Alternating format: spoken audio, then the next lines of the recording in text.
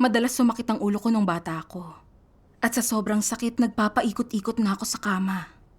Nung teenager na ako, nagpa-check up ako sa doktor dahil daw to sa cerebral vasospasms at kailangan magamot. Pero nang makita ko ang pangit na epekto ng nireseta niyang gamot, natakot akong inumin yon. Tiniis ko na lang ang sakit. Matapos tanggapin ang gawain ng makapangyarihang Diyos, bigla na lang bumuti ang aking kondisyon. Binigyan ko ang Diyos ng pasasalamat. Ibinuhos ko ang sarili ko sa pagdalo sa mga pagtitipon at paggawa ng tungkulin. Iniisip na dahil mananampalataya ako, babantayan ako ng Diyos. Gagawa siya ng paraan sa tuwing naghihirap ako. Pananatilihing ligtas at maayos ang pamilya ko at poprotektahan ako.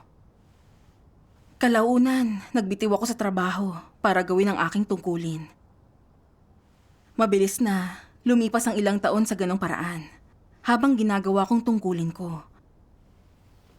Pero sumama ang kalusugan ko ilang taon ang nakararaan. At madalas akong nahahapo, sumisikip ang dibdib at kinakapos sa paghinga. May mga umagang ayokong magsalita dahil napapagod ako pag nagsasalita at buong umaga na akong patang-pata. Hindi ko to binigyang pansin nung una. Iniisip na ang kondisyon ko'y nasa mga kamay ng Diyos. Kailangan kong gawin ang tungkulin ko. At darating din ang punto na bubuti ako. Pero 2 taon ang lumipas at ang kalusugan ko'y patuloy na lumala. Bukod sa pagkahapo, minsan kumakabog din ang puso ko. O kaya'y pagpapawisan ako ng malamig, hindi mapakali at kinakailangang humiga agad. Ni hindi ako makapagsalita. Ang masaklap pa rito, bumalik ang sakit ng ulo ko. At may mga pagkakataon na pakiramdam ko'y parang puputok ang mga ugat ko. Wala ring nakatulong sa aking Chinese medicine. Ipinasuri ko ito at sinabi ng doktor na ito'y myocardial ischemia at cerebral vasospasm. Sabi niya'y kung puputok daw ang aking mga ugat, baka mamatay ako anumang oras. Nang marinig ko ito, naalala ko ang lolo ko na namatay matapos magkaroon ng cerebral blood clot. Idagdag pa ang tatay ko na nagka-cerebral hemorrhage noong 40 years old siya at namatay rin. Ngayon, dumadalas na ang pagsakit ng ulo ko. Puputok din kaya ang ugat ko isang araw gaya ng sa tatay ko? Iniwan ko ang pamilya ko at trabaho ko para gawin ang tungkulin ko. Kaya ba't lumalala ang sakit ko? Dapat pinoprotektahan ako ng Diyos. Sa mga sumunod na araw, ginagawa ko pa rin ang tungkulin ko. Pero lagi akong nagmumukmok dahil sa aking kondisyon. Kahit nanalangin ako, hinanap ang kalooban ng Diyos at nagbasa ng kanyang mga salita. Nawala ang gana kong manalangin at maghanap nung hindi ko nakita ang pagbuti ko. Bumalik ako sa pamilya ko para humingi ng tulong. Pero sinabi ng biyenan ko na ang pabrikang pinapasukan ng asawa ko'y nalugi at hindi siya napasahod. Sumama ang loob ko nang marinig ko ang sinabi ng biyenan ko. Sobrang malala ang sakit ko. Nawalan ng trabaho ang asawa ko at ni hindi siya pinasahod. Kalimutan na ang pagpapagamot. Ano ang ikabubuhay namin? Sa mga araw na yon, ang pag-iisip sa lumalala kong sakit at sa kawalan ng trabaho ng asawa ko ang nagbigay sa akin ng di makayanang pasakit. Naisip ko, napakarami kong isinuko para sa tungkulin ko. Bakit hindi ako binabantayan ng Diyos? Pero naisip ko, hindi ko pwedeng sisihin ng Diyos. Dapat akong magpasakop. Sinong nakakaalam, baka makahanap ng magandang trabaho ang asawa ko at pupuno sa mga pasahod na hindi niya natanggap. Kaya nanalangin ako. Diyos ko, nasa iyo kung makahahanap o hindi ng trabaho ang asawa ko. Inilalagay ko ang pagkakaroon niya ng trabaho sa kamay mo. May katiting akong pag-asa habang nanalangin ako at inasam ko na makahanap siya ng trabaho agad. Pero ilang buwan pa ang nakalipas at wala pa rin siyang nakitang trabaho. Labis akong nadismaya at lubos na nawala ng lakas. Mukhang ginagawa ko ang tungkulin ko. Pero pag naisip ko ang tungkol sa kalusugan o pamilya ko, sumasama talaga ang loob ko.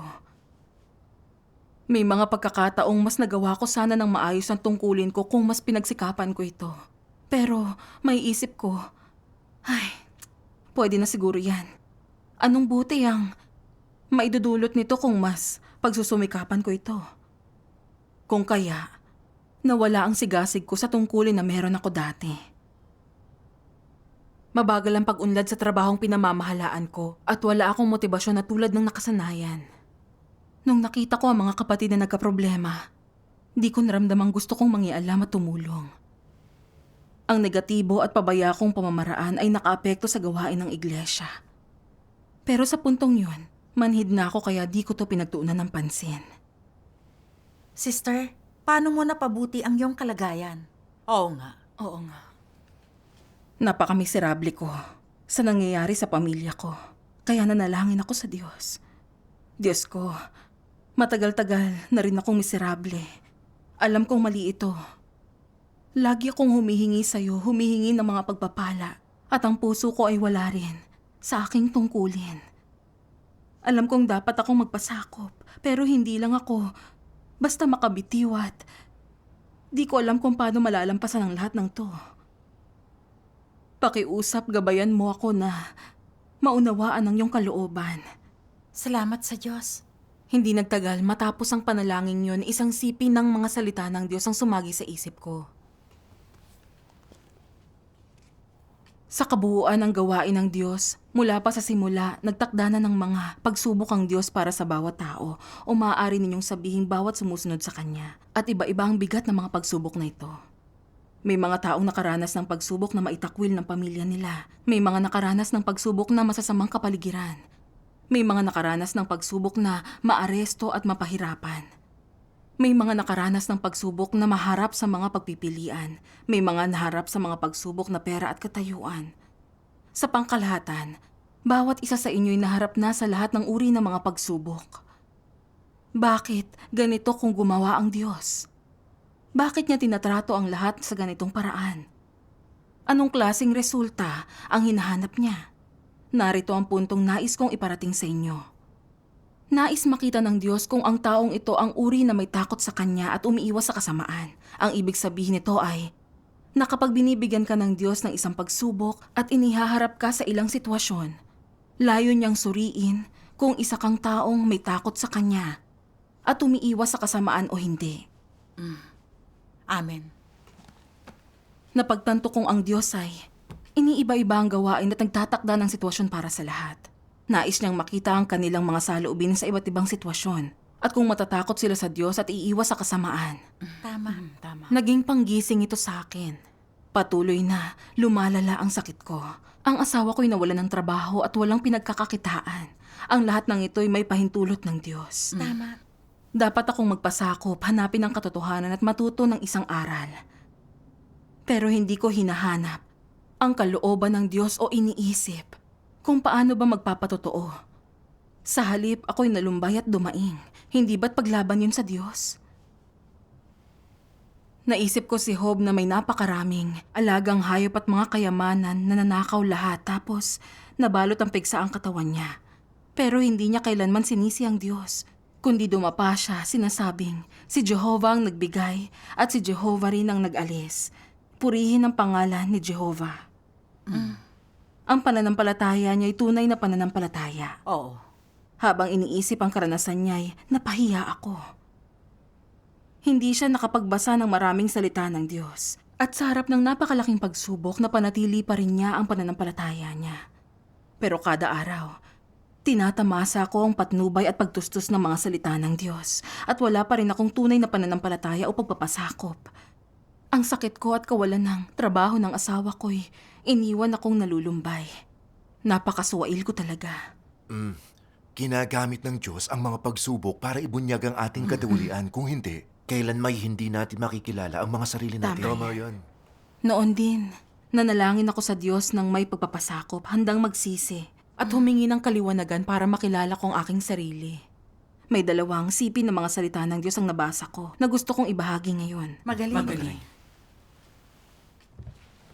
Sabi ng makapangyarihang Diyos, ang iyong hinahabol ay ang mata mo ang kapayapaan pagkatapos na maniwala sa Diyos, upang ang iyong mga anak ay mailayo sa sakit, upang ang iyong asawang lalaki ay magkaroon ng magandang trabaho, upang ang iyong anak na lalaki ay magkaroon ng mabuting asawang babae, upang ang iyong anak na babae ay makatagpo ng disenteng asawang lalaki, upang ang iyong mga baka at mga kabayo ay makapag-araro ng mahusay, upang magkaroon ng 1 taon ng magandang panahon para sa iyong mga tanim.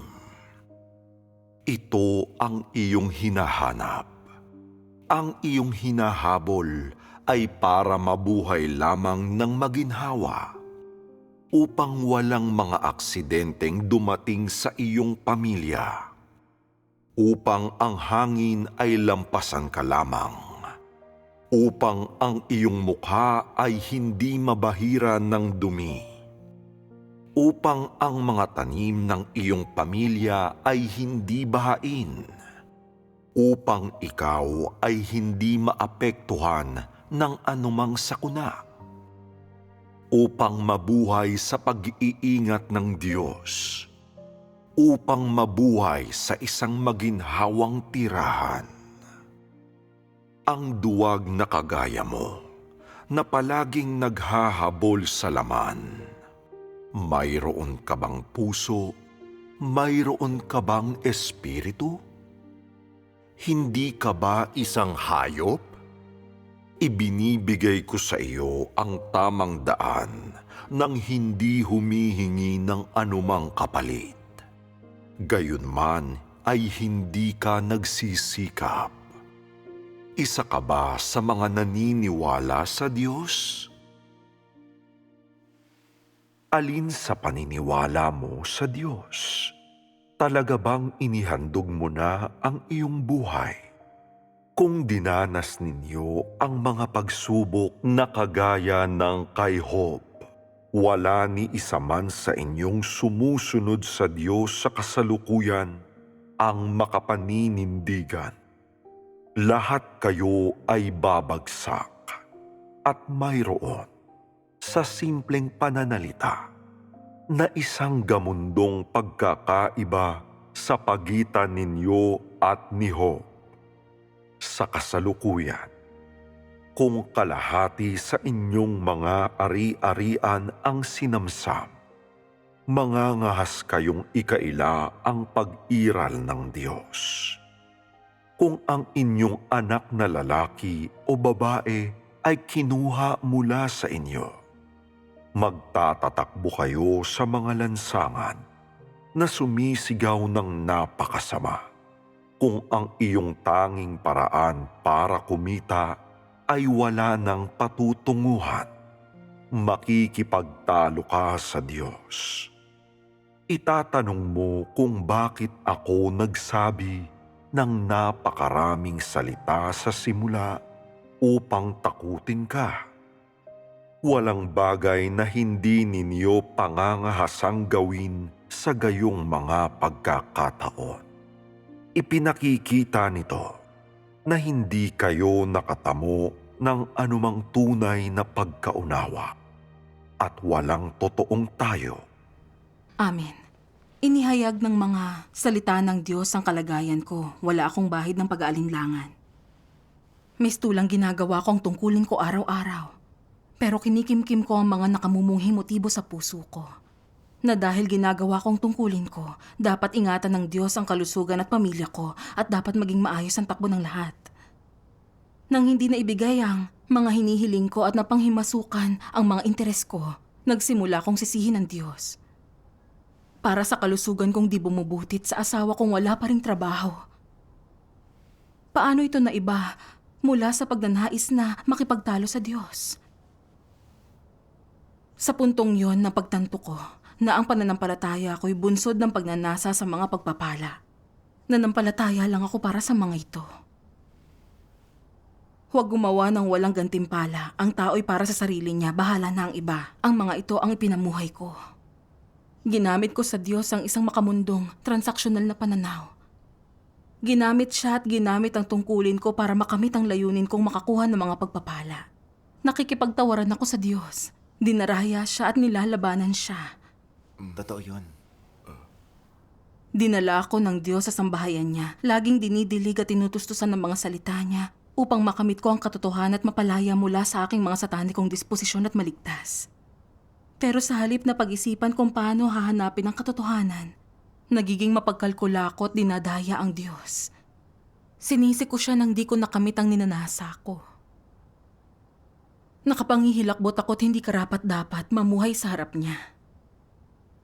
Kinamuhian ko ang sarili ko at nagtaka kung bakit napakawalang konsensya ko. Naisip ko ang mga Israelita na dumadaing nung nasa kaparangan sila.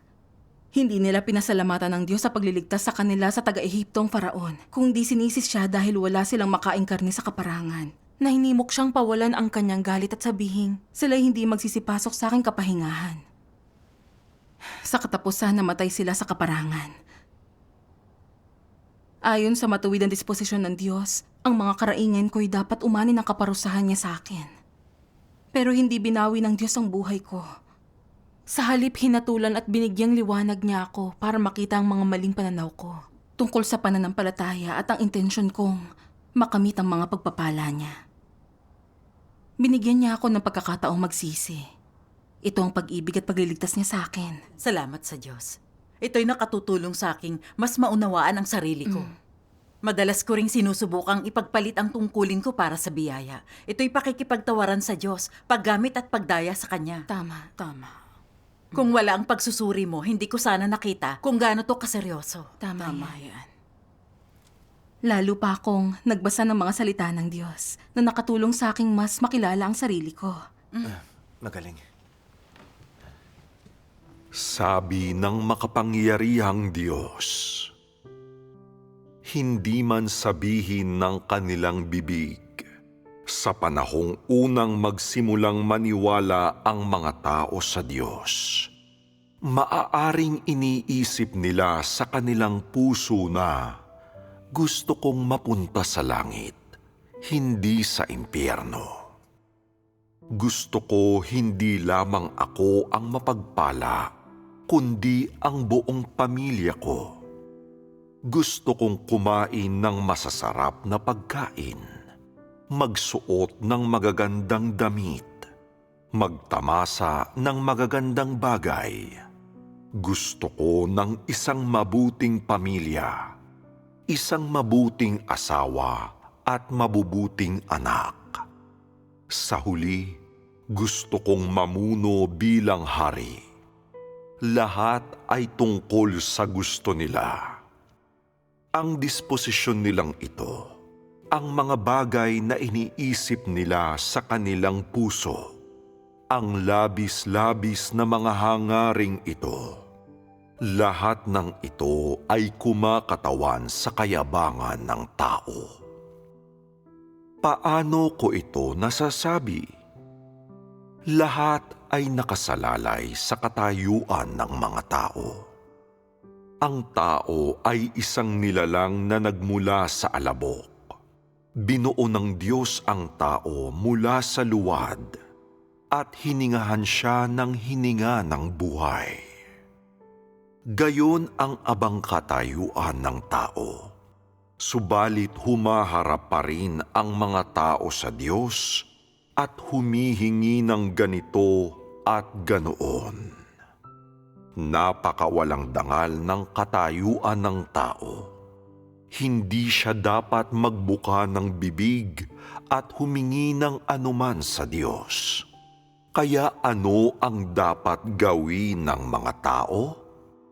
Dapat silang makipagtunggali nang hindi tinatablan ng mga hinaing ng iba, seryosong gumawa at masayang sumunod. Hindi ito kung masaya ba silang nagpapakumbaba. Ito ang katayuan ng mga tao na likas sa kanila. Dapat silang maging likas na masunurin at mapagpakumbaba, sapagkat ang kanilang katayuan ay aba. Kaya nga hindi sila dapat humingi ng mga bagay mula sa Diyos, ni hindi sila dapat magkaroon ng labis-labis na mga hangarin sa Diyos. Lubos akong inilantad ng paghatol ng Diyos. Totoo yun. Ang Diyos ang Panginoon ng paglikha ang namumuno sa lahat. Napaka marangal niya, napakadakila. Pero isa lang akong nilalang na ginawa ng kamay ng Diyos mula sa alabok. Sa diwa, tunay ngang ako ay aba at walang halaga. Oo nga. Idagdag pa na labis akong ginawang tiwali ni Satanas at puno ng mga satanikong disposisyon na wala ni katiting na pagkatao. Hindi ako karapat dapat humingi mula sa Diyos. Ang pagiging buhay ngayon, hinihinga ang hininga na ibinigay niya sa akin, ay biyaya mula sa Kanya. Pero mapagmataas ako, di makatwiran at namimilit humingi sa Diyos. Na dahil sa pananampalataya ko, dapat niya akong pagpalain at ingatan sa lahat ng pagkakataon para manatili akong malusog, maging malaya sa kapahamakan at makahanap ng trabaho ang asawa ko para walang maging sagabal sa lahat. Kung hindi, dadaing at sisisihin ko ang Diyos. Talagang wala akong kamalayan sa sarili at lubos na walang katwiran o kahihiyan. Kinamuhian ko ang sarili ko ng sandaling yon. Naisip ko ito sa mga salita ng Diyos. Kung palagi ka nang naging napakatapat, nang may malaking pagmamahal sa akin, ngunit nagdurusa ka ng pagpapahirap ng sakit, ng kasalatan sa buhay, at ng pang-iwan ng mga mahal sa buhay, o kung nagtitiis ka ng iba pang kasawian, magpapatuloy pa rin ba ang iyong katapatan at pagmamahal sa akin? Nagbasa rin ako ng isa pang sipi. Sa kanyang pananalig, hinangad ni Pedro na mapalugod ang Diyos. Sa lahat ng bagay, hinangad niyang sundin ang lahat ng mula sa Diyos nang walang reklamo. Tinanggap niya ang pagkastigo, paghatol, pagpipino, kapighatian at kakulangan sa kanyang buhay. At walang isa man dito na maaaring magpabago sa kanyang pagmamahal sa Diyos. Hindi ba ito ang sukdulang pagmamahal sa Diyos? Hindi ba ito ang katuparan ng tungkulin ng isang nilalang ng Diyos? Pagkastigo man, paghatol o kapighatian, may kakayahan kang sumunod hanggang kamatayan. At ito ang dapat makamit ng isang nilalang ng Diyos. Ito ang kadalisayan ng pagmamahal sa Diyos. Kung makakamtan ng tao ang ganito, siya'y isang angkop na nilalang ng Diyos at wala nang ibang mas nagbibigay kasiyahan sa naisin ng lumikha. Amen. Nagbigay inspirasyon ang mga salitang ito. Parang nasa harap ko ang Diyos at tinatanong ako kung ang karamdamang ito'y mananatili sa'yo at mahaharap ka pa sa problemang pampinansyal, gagawin mo pa rin ba ang tungkulin mo? Pakiramdam ko sa oras na yon, hinihintay ng Diyos ang sagot ko. Oo. Naisip ko si Pedro na isang mangingisda. Minsan nagtatrabaho siya pero wala man lang huli. Pero ni minsan hindi siya dumaing sa Diyos para sa kawalan niya. Dahil hindi siya naghahanap ng mga material na kayamanan, kundi ang hangad niya ay ang makilala at mahalin ng Diyos. Sa huli siya ay ginawang perpekto ng Diyos. Pero mga kaginhawaan ng laman ng walang karamdaman ang gusto ko. At kahit pa pisikal akong nasiyahan, di ko nakamit ang katotohanan at di ko natanggap ang pagsang-ayon ng Diyos. Hindi ba't mawawalan ito ng kabuluhan? Walang duda.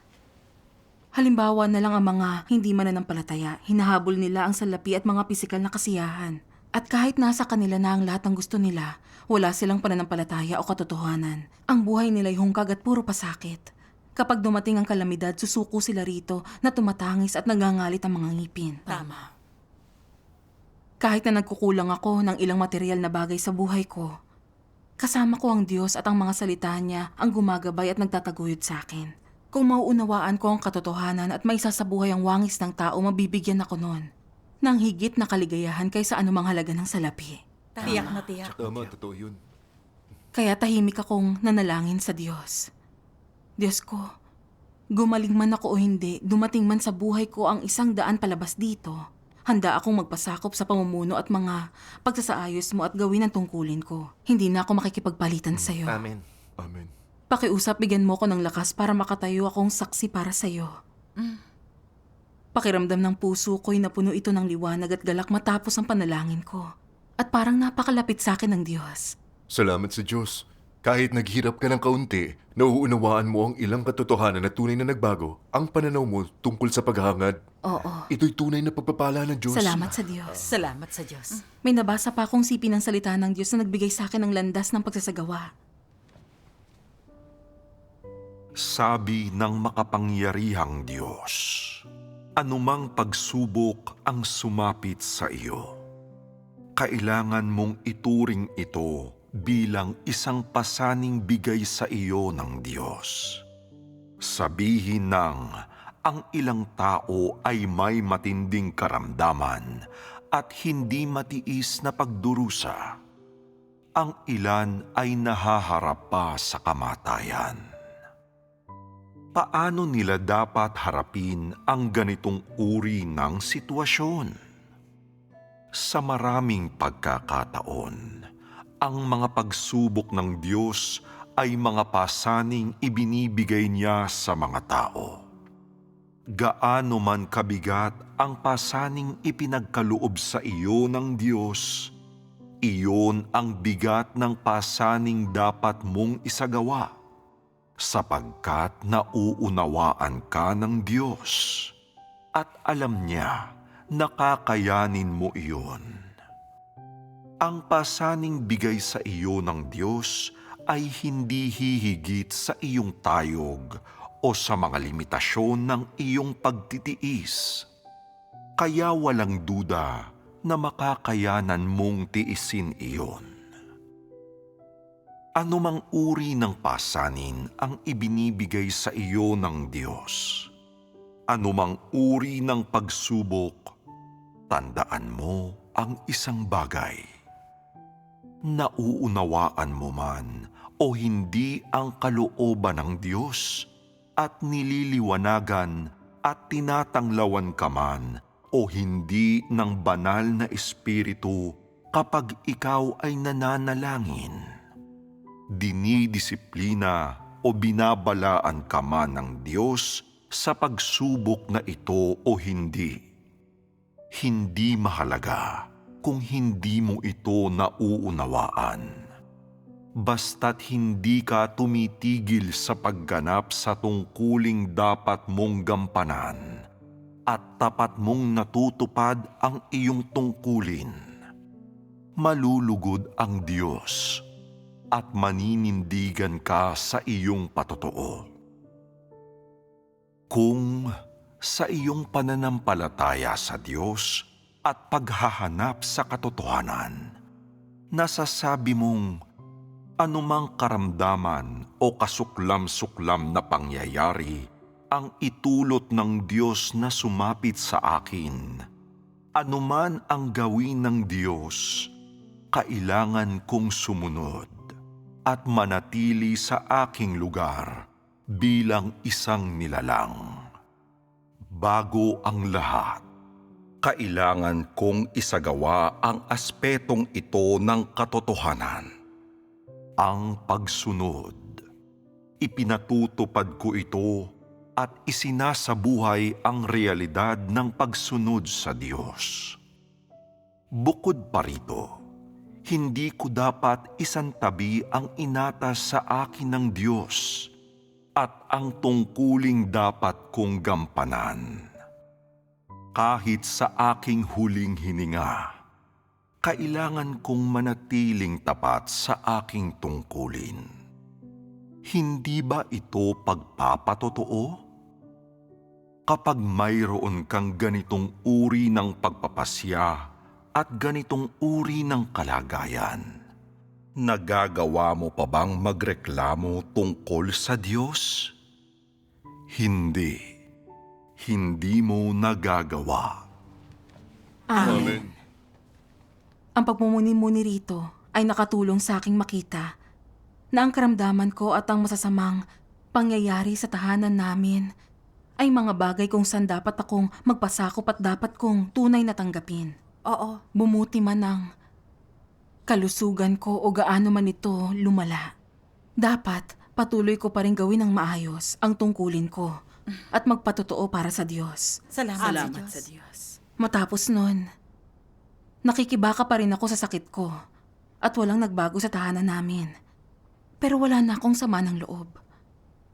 Pag lumalala yun, nagsisikip ang dibdib ko, nahihirapan akong huminga at tumitindi ang sakit ng ulo ko. Nananalangin ako sa Diyos. O Diyos, anumang mangyari sa kalusugan ko, handa akong magpasakop. Ito man ay maging huli kong hininga, gagawin ko ang tungkulin ko at magtatayong saksi para malugod ka. Amen. Matapos manalangin, makararamdam ako ng lakas sa puso at may ibsan ng sakit ko. Kamangha-mangha matapos kong matutuhan ng aral. Makalipas ang ilang panahon ay unti-unti nang bumuti ang kalusugan ko at ang mga ganoong insidente ay nabawasan. Nakahanap na rin ng trabaho ang asawa ko. Salamat sa Diyos. Itinuro nito sa akin na umaayon man o hindi, ang ginagawa ng Diyos sa mga haka-haka natin, ang lahat ay para sa kapakanan ng paglilinis at pagdadalisay sa atin. Tama. Ang pagkakasakit ay nangahulugang naghirap ako, pero nakabubuti ito sa buhay ko. Nagawa kong itama ang maling pananaw na ito sa hangarin ko. Amen. Nagpapasalamat ako sa Diyos. Salamat sa Diyos. Salamat sa Diyos. Praktikal ang gawain ng Diyos para iligtas ang sangkatauhan. Tama. Salamat sa Diyos. Salamat talaga.